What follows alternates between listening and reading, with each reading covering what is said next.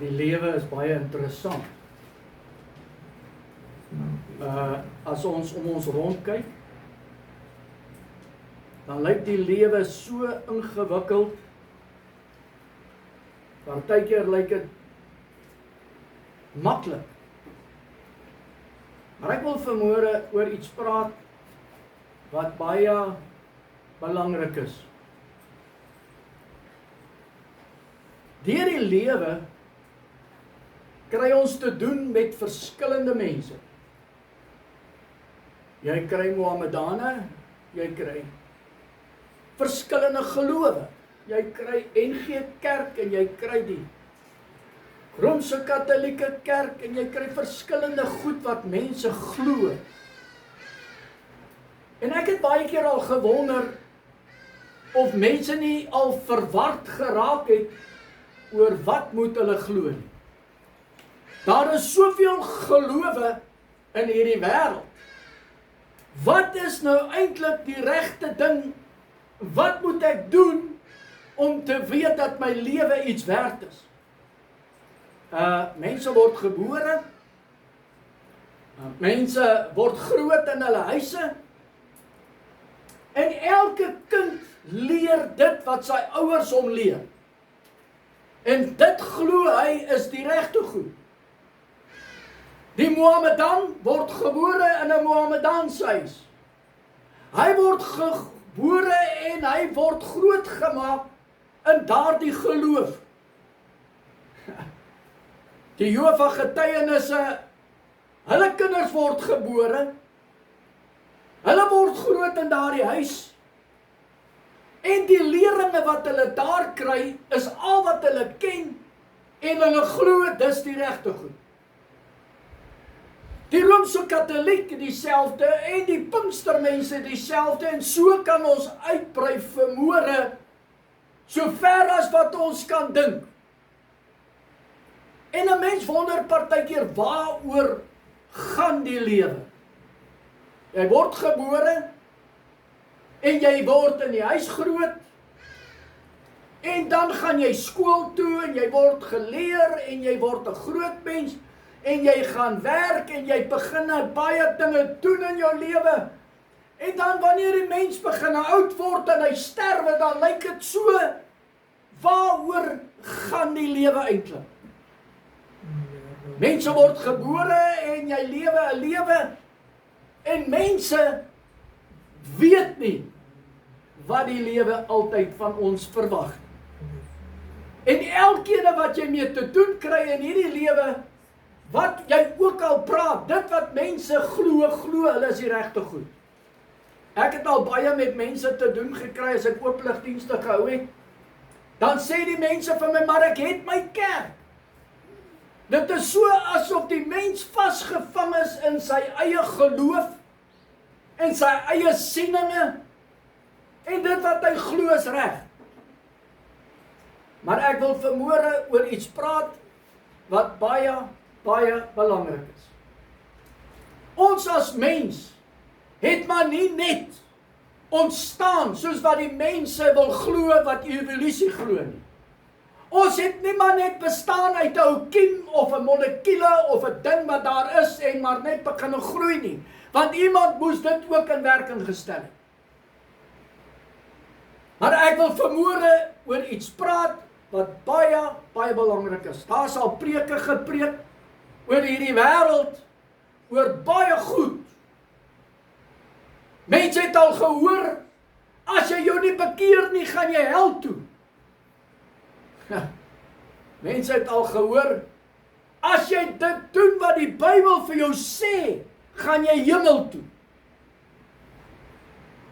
Baie glo dit wat sy pastoor of sy prediker vir hom sê, is die regte goed en hy's daaraan gehoorsaam. En so volg mense baie keer dit wat mense sê. Jy kry mense wat agter mense aan hardloop, want dit wat hy sê klink na die regte goed. Baie mense wat kerk toe gaan vanmôre, gaan kerk toe sonder 'n Bybel. Baie mense vanmôre luister wanneer die prediker spreek En hulle glo dit wat die prediker sê, of hy nou watter geloof ook al mag wees, dit wat van die platforms af gesê word erken as die waarheid. Mense gaan nie eens na God se woord toe om dit te ondersoek, om te kyk of dit die waarheid is nie.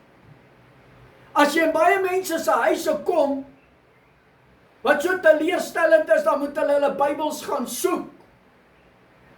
In baie huise is daar nie eens 'n Bybel. En ek wil vanmôre oor iets praat, wat baie belangrik is vir elke mens, wat op hierdie aarde loop. Daar word al gepreek en gesê, wees heilig, want God is heilig. Ons het dit gehoor al baie kere van die platform af.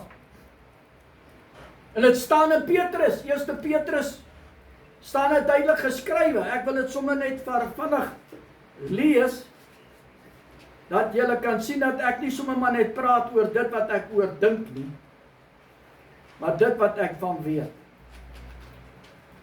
1 Petrus 1 vers 16 sê, omdat daar geskrywe is, wees heilig, want ek is heilig.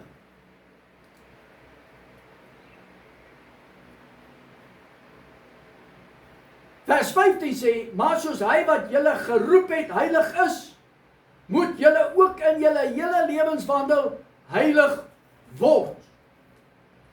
Dis seker een van die moeilikste skrifte in God se woord. Ons gaan aan kerk toe.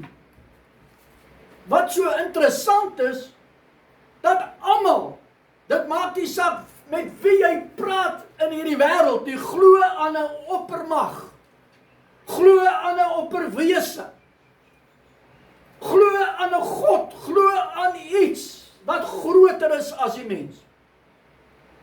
So iets binne in die mens sê vir jou, daar's iets wat in beheer is van hierdie hele wêreld. En ek vra vanmôre, waar kom die mens eintlik vandaan? Ja, ek kom van my ma en pa af. Ja, ek is gebore uit my ma uit. Waar kom die mens vandaan? Wat is die doel daarvan om kerk toe te gaan? Wat is die doel daarvan om aan die Bybel gehoorsaam te wees? Baie mense doen goed want die prediker sê jy moet so, anders gaan jy hel toe. Baie mense doen wat die Bybel sê want ek wil nie hel toe gaan nie. Is dit waaroor dit gaan? Baie mense wil doen wat God se woord sê want ek wil hemel toe gaan. Ek wil nie hel toe gaan nie, ek wil hemel toe gaan. En daar is baie goed wat mense motiveer vanmôre om te doen wat die Bybel sê. En almal is verkeerd. Reg deur die bank is almal verkeerd. Kom ons gaan vanmôre na Genesis toe, waar alles begin het. Ek wil net so 'n bietjie bewus maak vanmôre van iets wat baie min mense aan gedink het. Genesis 1 of Genesis 2. Die Bybel weet ons almal, het ons al geleer van sonnaarskool af, dat God het die aarde geskep, en God het die mossies en die voëls en die diere en al hierdie wonderlike goed geskape. Maar luister wat sê Genesis 2 vir ons.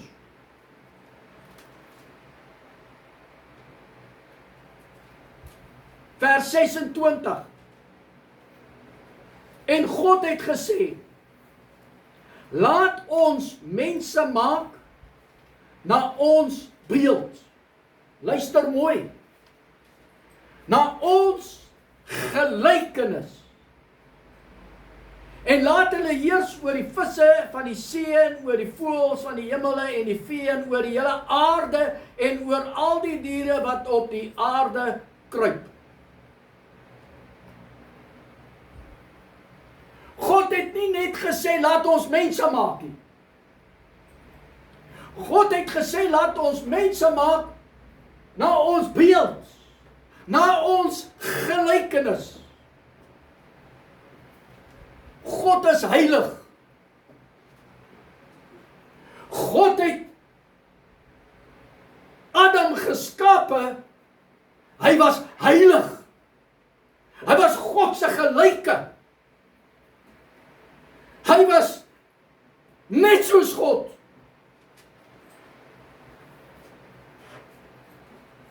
Luister vanmôre wat ek sê, dat God het nie net 'n mens gemaak nie. God het 'n God gemaak. Want hy het gesê, my gelyke, my ewebeeld. Julle moet my volg vanmôre wat ek sê. Geen vlees en bloed kan God aanskou en lewe nie. Maar Adam het met God gewandel. Adam het God gesien. Adam was in die teenwoordigheid van God gewees. Adam was heilig. Want God het gesê, laat ons mense maak, ons gelykenis. God het gesê, laat ons mense maak, ons ewe beeld. Net soos God. Adam was sonder sonde. Adam kon met God praat, soos wat geen mens op hierdie aarde kon praat. En weens die sondeval, weens die ongehoorsaamheid wat plaasgevind het, verloor Adam sy heiligheid. Weens dat hy nie gehoorsaam was aan God se stem, en dit wat God vir hom gesê het, jy mag nie doen nie, verloor hy sy status. En mag hy nie meer in die teenwoordigheid van God wees nie. Soos wat hy gewees het in die tuin van Eden. Jy gaan vir my sê, nee, dit is alles denkbeelde en dit is alles goed wat maar net geskryf is. Maar ek wil vanmôre net vir u so 'n bietjie wys. Ek wil net vir u so 'n bietjie wys. In Genesis 3 vanaf vers 8. Luister mooi wat hy sê. En hulle het die stem van die Here God gehoor terwyl hy wandel in die tuin in die aandwindjie. God het gewandel in die tuin van Eden. En God het daar beweeg. En Adam en Eva het God gehoor. Dis nie 'n geestelike ding wat mense sê, dit het nie bestaan nie. Adam en Eva het bestaan. Want dit is waar God se skepping begin het. En hier sê die Bybel, God het gewandel. Hy het nie gesweef in die tuin, hy het gewandel in die tuin, in die aandwind. Toe roep die Here God na die mense en sê vir hom, waar is jy? Luister mooi. En hy antwoord, ek het u geruis gehoor in die tuin en gevrees, want ek is naak, daarom het ek my verberg. Adam het agtergekom, hy het sy heiligheid verloor.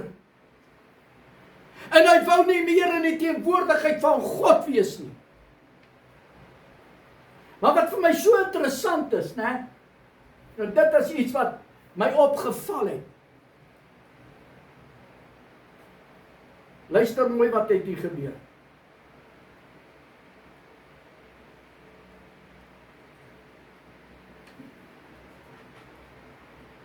Vers 21.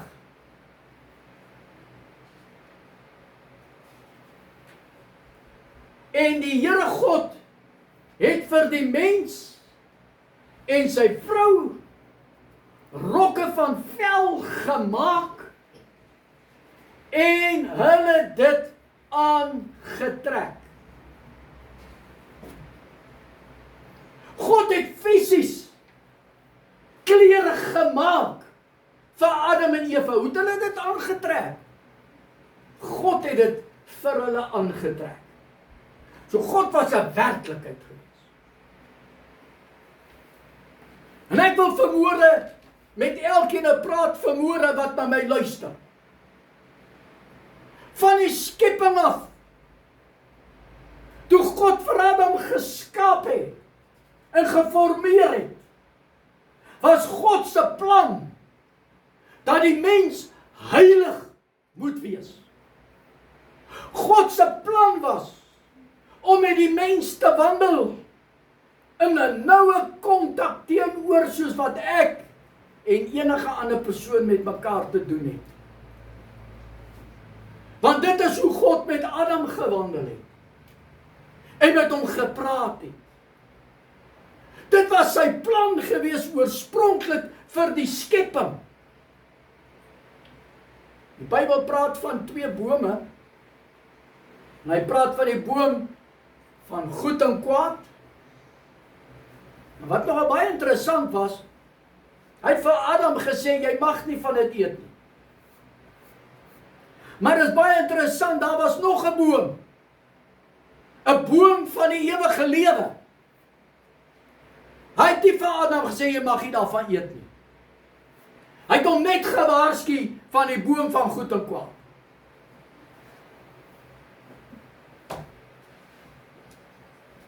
Luister mooi wat sê hy hierson.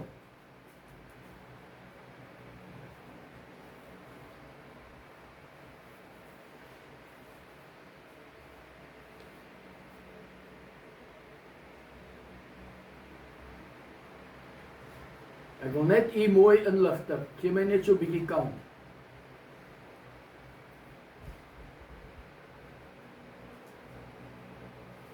Vers 22.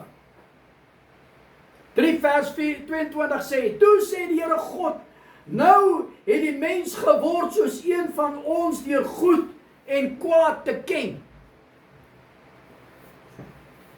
As hy nou maar nie sy hand uitsteek en ook van die boom van die lewe neem en eet en lewe in ewigheid.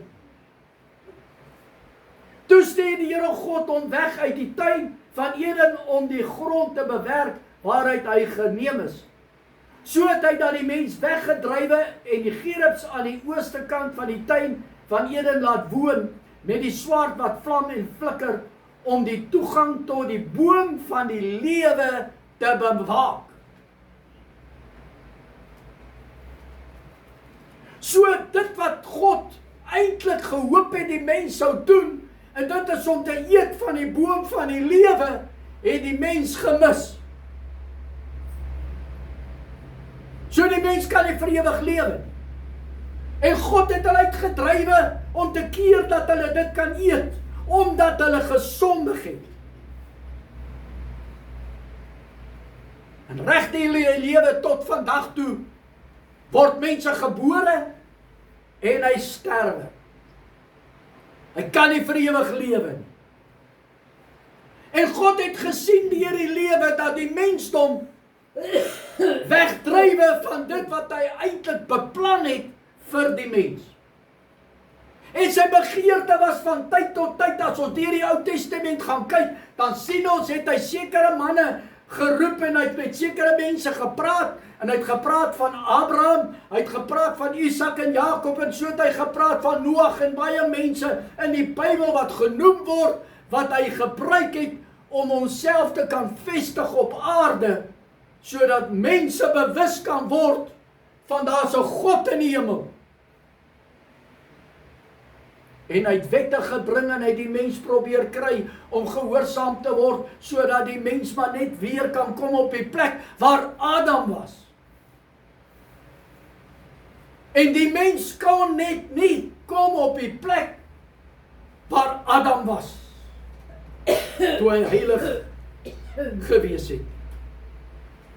Mense probeer die kerke, die mense probeer gelowe, mense probeer baie goed vermoere om te doen dit wat hy dink is reg. En ek wil vermoere vir een en elkeen sê vermoere, dat dit wat u dink vermoere is die regte goed, is dalk nie die regte goed.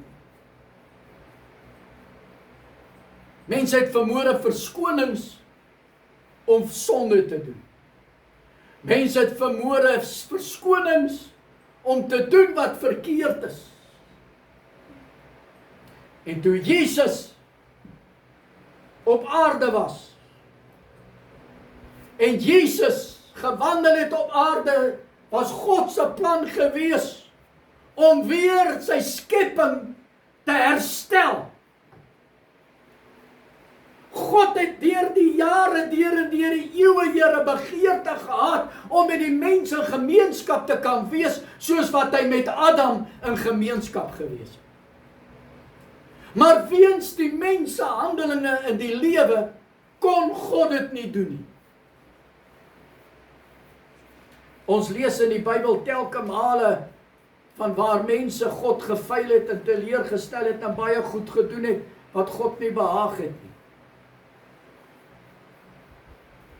En ek het vermoere, 'n boodskap vermoere vir een en elkeen.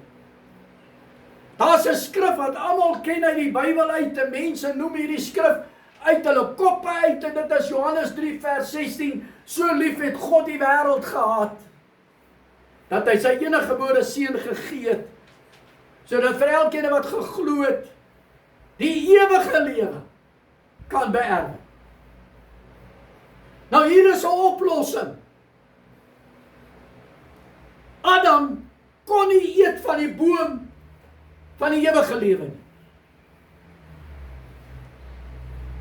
Want God het hom uitgedryf om te keer dat hy eet van die boom van die ewige lewe. Maar hier sê God se woord, daar is 'n ewige lewe. So lief het God die wêreld gehad. Nou ek wil net mooi vir u verduidelik wat die skrif eintlik daar sê. Dink u vermoere dat God wat die skepping daar geplaas het in Genesis 1, die skepping nie lief gehad het nie?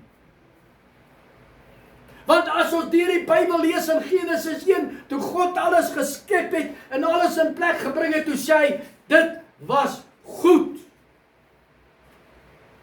As ek vermoere vir Tyron moet sê, Tyron, het jy 'n projek wat jy graag wil doen, en jy moet hierdie ding doen wat jy graag wil doen, en jy doen hom, en jy is klaar met hom, dan is dit omdat jy dit begeer. Is ek reg, Tyron? Jy wil hierdie ding doen, en jy wil graag hê dit moet werk. God het sy goddelike projek begin, met Adam, en die skepping. En God wou gehad het, dit moes werk. Dit moes 'n sukses wees. En Lucifer het gekom, en het hom vergegooi.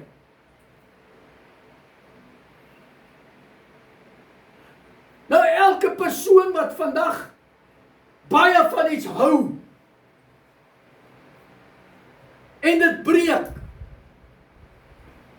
is teleurgestel oor dit wat gebreek het. En is hartseer en mense, ag, die ding moes nou nie gebreek het nie. Dit wat ek nou so van gehou het, is nou daarmee heen.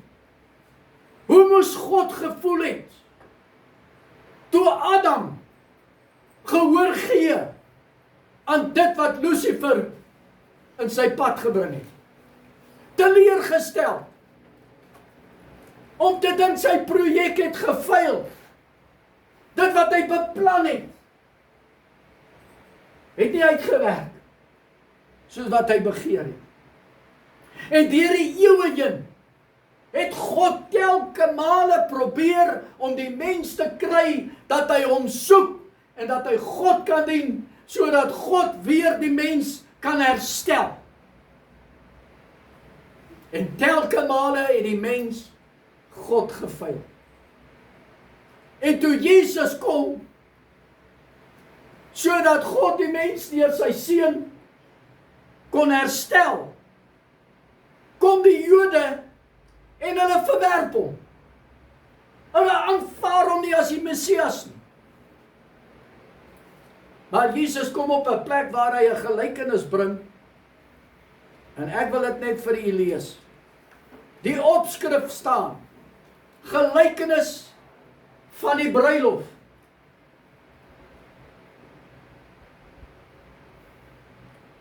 En terwyl Jesus praat, hy sê so, Jesus het weer deur gelykenis met hulle begin spreek en gesê, die koninkryk van die hemel is soos 'n koning wat 'n bruilof vir sy seun berei het. En sy diensknegte uitgestuur om die genooides na die bruilof te roep, en hulle wou nie kom nie. Jesus het na die Jode gegaan, maar hulle wil nie luister nie. Hulle wil nie gehoor gee nie. Hulle word genooi, maar hulle verwerp dit. Vers 8 sê hierdie woorde. Daarop sê hy vir die diensknegte, die bruilof is wel gereed, maar die genooides was dit nie werd nie. Gaan dan op die kruispaaie en nooi almal wat julle mag vind na die bruilof. Toe die Jode Jesus verwerp, toe stuur God vir Paulus en Petrus na die heidene toe. En hy gee ons 'n kans om ook deel te wees van die bruilof. En al wat God soek van elke mens in hierdie lewe, is om gehoorsaam te word aan sy opdragte en sy woord. En u gaan vir my vra, maar hoekom is dit dan so? Is dit nou die enigste waarheid wat ons het? Dan wil ek vir u sê ja. Want God is die skepping van die heelal. God is die skepping van die aarde. God is die skepping van alles. God is in beheer van alles. Hy is in beheer van u lewe. Ek wil vanmôre vir u vra, wat beheer u verstand vanmôre en u hart vanmôre? Wat hou u vanmôre aan die lewe? Daar's nie 'n battery in jou nie. Wat jou in die lewe hou nie, wat laat jou verstand werk? Wat laat jou hart werk? God is in beheer van alles vanmôre. En wat hy ook al besluit, sal so wees. Maar sy liefde vir die wêreld, in Johannes 3 vers 16, so lief het God die wêreld gehad. Die mensdom, die heidene, die sondaar. Ek wil vanmôre vir u sê, God het jou lief. Daaroor het hy sy seun Jesus gestuur, sodat jy vir ewig kan lewe. Maar jy moet glo in die seun van God. Jy moet gehoorsaam wees. Dit is baie maklik vanmôre om te sê, ja, maar ek is 'n sondaar.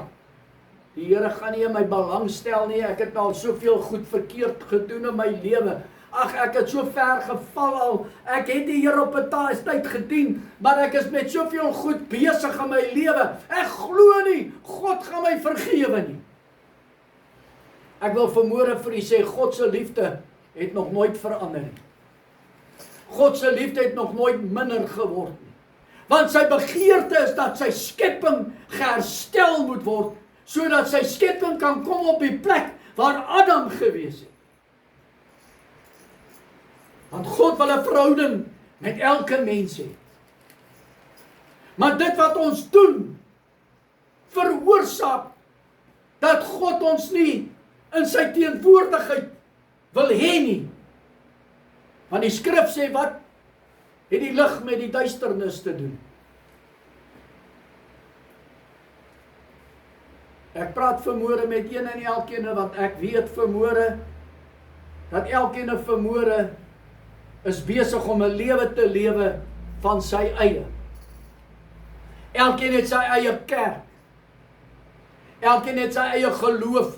Daar's tot mense wat sê, elkeen kan met sy eie geloof op sy eie geloof salig word. En dan wonder ek vanmôre, waaroor het God sy woord gegee as riglyn vanmôre om my te help, sodat ek weet wat God van my verwag.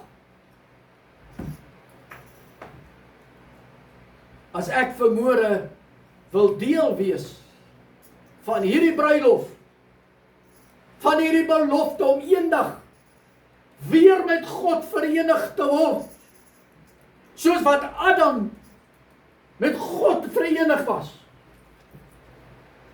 Ek wil vanmôre vir u vra, u sê van my, maar God voel so ver van my af. Dan vra ek vanmôre, wat doen jy vanmôre om God se aandag te trek? Wat se lewe leef jy vanmôre dat God graag deel wil wees van jou lewe? Wat laat jy toe in jou lewe? En ek wil vanmôre vir u sê, ons het vanmôre nie 'n verskoning om te sê ek kan sonde doen nie. Want ek sê vanmôre vir u dat Jesus het die prys betaal sodat ons kan oorwin. Jesus het die prys betaal wat geen mens kon betaal nie. Sodat ons vrygekoop kan word van hierdie sonde.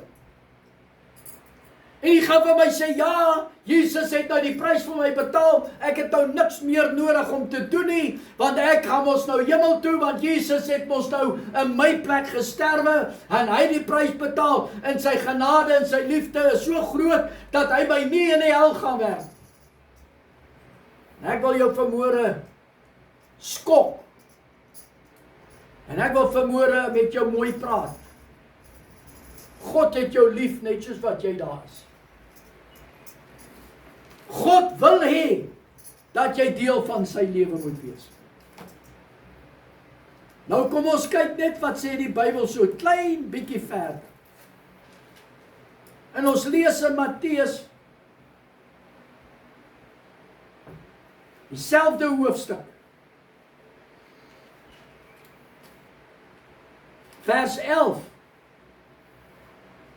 En toe die koning ingaan om na die gaste te kyk, onthou almal wat genooi was, het gegaan. Almal was gehoorsaam en die wat by die gaste is die wat genooi is. Jy het vir my gesê, ja, ek gaan die Here dien. Die Here het vir my gepraat en ek het vir die Here gesê, Here, ek gaan U dien. Ek gaan nie meer die wêreld dien nie. So jy is nou deel van die gaste. Maar hier kom die koning by die gaste.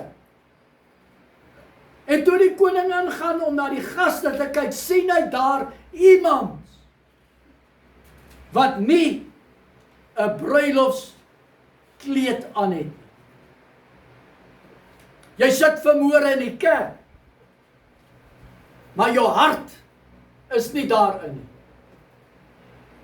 Jy sit vanmôre in die kerk, maar jy het jou eie sieninge. Jy het jou eie idees. Jy sit vanmôre in die kerk, en jy glo dit wat jy glo. Maar weet jy vanmôre in jou hart, of jy vrede het in jou hart teenoor God, teenoor dit wat jy doen. As jy nou jou asem moet uitblaas, waar gaan jy jou oë oopmaak? Hoe seker is jy nou dat jy gaan jou oë oopmaak in die hemel? Die lewe wat jy gelewe het tot nou toe. Hoeveel keer het jy jou sonde bely? Hoeveel keer het jy jou lewe reggemaak met mense? Hoeveel keer het jy jou lewe reggemaak en seker gemaak, want die Bybel sê jy moet jou vyand lief hê. Die Bybel sê, Salig is die vredemakers, want hulle sal kinders van God genoem word. En ek vra vanmôre, het jy vrede in jou hart? Kan jy in jou hart sê, ek weet, as ek nou sterf, gaan ek my oë oopmaak in die hemel? As jy vanmôre vir my sê, jy's onseker, dan moet jy baie vinnig seker maak. En daar's net een manier om seker te maak, en dit is jy weet wat jy verkeerd doen in jou lewe. Jy weet wat jy toelaat in jou lewe. Wat God nie behaag nie. Verskonings gaan nie werk nie. Hoeveel mense het op vakansie gegaan en nooit teruggekom huis toe nie? Hoeveel mense het gesterwe? Vanmôre wil ek vir jou vra, hoe seker is jy dat as jy jou oë gaan sluit vir ewig, dat jy nie dalk deel van hierdie sal wees waar die koning sal vra, waar is jou bruilofskleed? Daar het een manier om 'n bruilofskleed te bekom, en dit is om gehoorsaam te wees teenoor God vanmôre.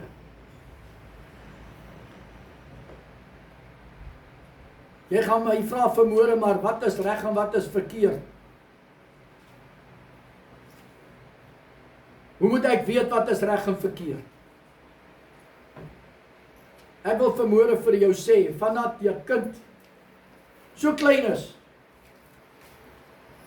'n klein dogtertjie van 3 jaar oud, as hy kondensmelk gesteel het,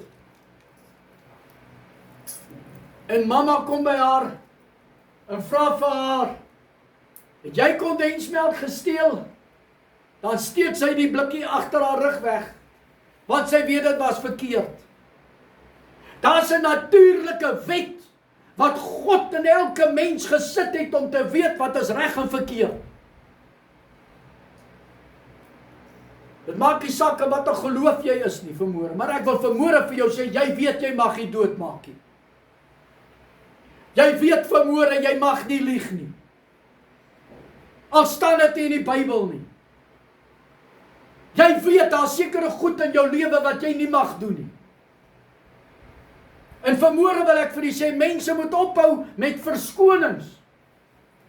Jy weet vanmôre of jy vrede in jou hart het. Jy weet vanmôre of jy Jesus in jou lewe ingenooi het vanmôre om jou saligmaker te wees. Jy weet vanmôre of jy jou sonde bely het. Jy weet vanmôre of jy reg gemaak het met mense waar jy verkeerd opgetree het. Mense loop met soveel verskonings. Maar ek vra jou vanmôre, die belangrikste vraag vanmôre, vergeet jou kerk. Vergeet dit wat jy glo. As jy jou oë gaan sluit vir ewig vanmôre, wil ek vir jou sê, gaan jy weet vanmôre of jy jou lewe reg gemaak het met die Here of nie. Ek weet van 'n jong man in Pretoria jare terug. Kom hy in 'n botsing in die stad. En die een kar het binne en die ander ene vasgery op die hoek van die straat. Een het die rooi lig oorgery. En die een kar het bo op die jong man geval. En terwyl daai kar bo op die jong man lê, skree hy, help my! Help my! En die paramedics kom daar, hulle sê ons het hulp, hulle kom, hulle gaan jou help. Hy sê help my! Die paramedics sê ek sal jou help. Hy sê nee, help my! Ek is nie gereed om God te ontmoet nie. Jy's nog as 'n jong mens besig om jou lewe te geniet en te doen wat jy doen met al jou verskonings, maar ek wil vanmôre vir jou vra, is jy gereed om God te ontmoet? Dit help nie dit gebeur op daardie oomblikke wat jy weet, dis nie kapot, dis klaar. Daar's mense wat glo in 'n 11de uur, ek wil vanmôre vir jou sê, daar's baie wat vanmôre in hulle graf lê, daar was nie 'n 11de uur gewees. Is besig om uit te stel en sê, ek sal die Here beter dien, later, ek het nou sekere goed wat ek moet regskuif in my lewe. Ag, jy ken nie my huwelik nie, jy weet nie wat in my huis aan die gaan nie, jy weet nie wat my ouers doen nie, ek wil vanmôre vir jou 'n vraag vra. As jy voor God gaan staan, gaan al jou verskonings help. Dit gaan nie oor vandag om te sê, ek gaan kerk toe nie. Daar's baie wat vanmôre in die kerk sit, wat hel toe gaan. En dit gaan nie oor wat hulle kerk toe gaan nie. Dit gaan nie oor wat hulle bid nie. Dit gaan nie oor wat hulle Bybel lees nie. Dit gaan oor dat hulle ongehoorsaam is teenoor God se woord. Jy my wil vra, wat is reg en verkeerd en wat, dan sê ek vir jou, gaan lees God se woord. Gaan kyk wat God se woord vir jou sê, wat jy veronderstel is om te doen. Die Bybel sê nie verniet, wees heilig, want God is heilig. En daarmee gaan ek afsluit vanmôre. Want Adam was heilig. En toe God hom geskaap het en hom daar gestel het God gesê dit was goed. En die duiwel het gekom. En dit wat goed was, so besoedel en so benadeel, dat God nie 'n verhouding wou gehad het met hom. So nou, dat hy met hom kon 'n gemeenskap hou, man teenoor man nie. Maar hy word uitgedrywe, en daarvandaan kon die mens maar net bid na God toe. Daarvanaf kon die mens maar net roep na God toe. Daarvanaf moes die mense offers bring. Jy moes 'n prys betaal om God se aandag te trek. Maar God wil hê dat dit weer herstel moet word. Dat die mens weer 'n verhouding met hom kan hê. En dat die mens kan kom op die plek waar hy heilig is. En daar's net een manier vanmôre om dit te doen. En dit is om jou eie opinies eenkant toe te skuif. Jou eie idees eenkant toe te skuif. En dit wat jy glo is reg eenkant toe te skuif. En om God te soek. En na God toe te roep. Dat hy homself aan jou kan openbaar vanmôre. Sodat jy jou lewe kan bring in plek wat God weer kan deel wees van jou lewe. As jy nie 'n Bybel het nie, kry vir jou Bybel so vinnig as wat jy kan. As jy 'n Bybel het, lees hom. Help nie jy die Bybel oop voor jou huis op ingangsportaal. Dat almal wat by jou huis in gaan sien, hierdie mense het 'n Bybel nie. Dit help nie jy het 'n Bybel daar in jou kas. En as jy moet gaan haal, dan moet jy die stof eers van hom afhaal om te kan lees. Dit help ook nie jy lees jou Bybel stikkend en jy doen nie wat hy sê.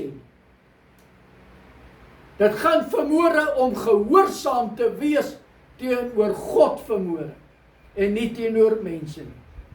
En al wie dit reg gekry het om weer daardie verhouding in plek te kan bring, dat die man en vrou weer met God 'n verhouding kan hê, was Jesus Christus toe hy die prys betaal het op Golgotha se heuwel en sy bloed gevloei het, sodat daardie offer betaal kon word, sodat ons weer 'n verhouding kan hê met God. Jesus het alles vir ons gedoen. Al wat ons moet doen is, ons moet gehoorsaam word aan sy woord. Al wat ons moet doen is, ons moet dit wat God nie van ons wil hê nie, eenkant toe te skuif uit ons lewe uit. Ons kan goed wegsteek vir mekaar. Ek kan goed wegsteek vir my vrou. Ja, baie interessant. As mos mense wat so slim is, hulle gaan op internet, doen hulle al die verkeerde goed. Daar's 'n ding wat hulle op internet kan doen, dan delete hulle al hulle histories op die internet. Ja, dalk as my ma en pa op my internet gaan kyk, dan gaan hulle sien waar ek was. Nou het ek dit gedelete, nou kan hulle dit nie sien nie. Ek wil vanmôre vir jou waarsku. Ek het baie goed in my verlede gedoen. Maar ek wil vanmôre vir jou sê, God weet daarvan. En ons gaan eendag voor God staan. En ons gaan rekenskap gee van ons skelmigheid, ons oneerlikheid. En ek wil vanmôre vir die vra, is jy werklik op die plek waar die Here jou wil hê? Is jy op die plek waar jy goed wegskuif uit jou lewe uit, wat jy weet nie God behaag nie? Ja, ons het al preke gehoor van mense wat sê, jy sal ure voor die TV, jy sal ure op jouself en jy sal ure op hierdie goed, jy soek God nie. Mense het daai goed al te veel gehoor. Maar ek vra vanmôre vir jou, jy as persoon wat vanmôre na my luister, wat doen jy omtrent dit? Help ook nie. Ek kom en ek wil bid, en ek is verdraaid in my hart. Want toe Kain en Abel gaan offer het, was Kain se offer nie aangeneem, maar Abel se was. Baie mense gaan bid, maar hy is so verdraaid. Hy verwag God met sy gebed antwoord, maar hy lewe nie die lewe wat die Here van hom verwag nie. Ek wil vanmôre vir jou sê, God sal alleenlik jou gebed antwoord, wanneer jy die lewe wat hy van jou verwag vanmôre. Kom dat ons vanmôre ernstig raak oor ons eie lewe, en jy vra jouself af, wil jy kom op die plek, waar God jou wil hê, dat hy weer met jou verhouding kan hê? Kan jy op 'n plek kom, waar jy nie omgee wat mense van jou dink nie? Kan jy op 'n plek kom, waar jy bereid is? Ek wil vanmôre vir julle sê, daar's moslems vanmôre wat verwerp word, deur hulle families. Daar's moslems wat vanmôre verwerp word, deur hulle hele geslag, omdat hulle Jesus Christus aanvaar het as hulle persoonlike saligmaker. Wat 'n prys moet jy betaal, om jou lewe vir die Here te gee? Kom dat ons vanmôre na onsself kyk en vra, wat is ek bereid om op te offer, sodat ek weer 'n verhouding met God kan hê? As jy nog nie 'n verhouding het met die Here, dat jy weet hy's naby jou nie. Kom dat jy vanmôre jouself verootmoedig voor die Here en sê, Here, hier is ek. Ek wil graag weer kom op die plek waar Adam en Eve gewees het, waar hy met U 'n verhouding gehad het, en dat ek weer op die plek kan kom, dat ek weet my lewe beteken iets. My lewe is nie waardeloos nie. Ag, jy lewe en jy werk en jy doen baie goed, maar jou lewe is so leeg. Jesus kan dit vul vanmôre, en hy kan jou lewe 'n betekenis gee vanmôre, sodat jy 'n lewe kan lewe wat vir jou saak maak en vir jou sin maak. Kom, soek die Here soos nog nooit van tevore nie. Amen.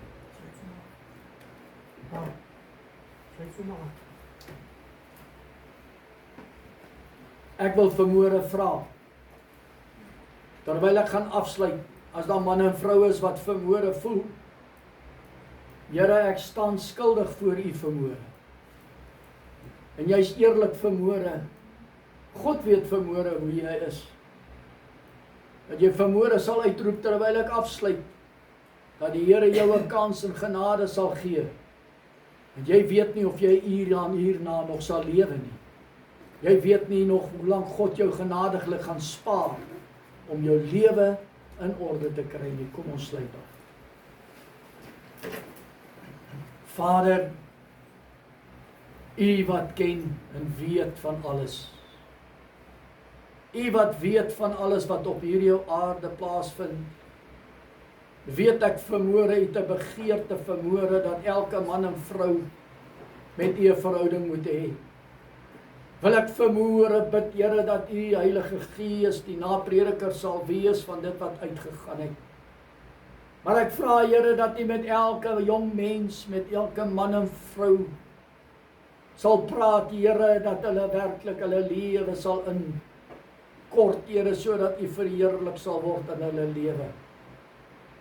Ek wil bid vir ons, Here, wat hier is vanmôre, dat U ons genade sal gee. Here, dat ons besluite U goedkeuring sal wegdra. Here, dat dit wat ons doen, dit wat ons dink, Here, dit wat ons wil hê in ons lewe, Here, dat U daarmee tevrede is. Maar ek vra, Here, help vir ons, Here, dat ons dit wat ons doen sal doen met vreugde, met oorgawe, en dat dit nie vir ons 'n stryd sal wees nie, maar dat ons dit graag sal wil doen. Want ons wil 'n verhouding met U hê. Here, seën elkeen vandag hierdie byeenkoms, Here. Vra Here, hou vir ons elkeen onder die kosbare bloed. Word verheerlik in hierdie dag verder, Here, en bring ons weer op U bestemde tyd bymekaar. Vra ek in Jesus naam. Amen. Mag jy 'n geseënde week in die Here hê, dien die Here met blydskap tot ons mekaar weer sien. Amen.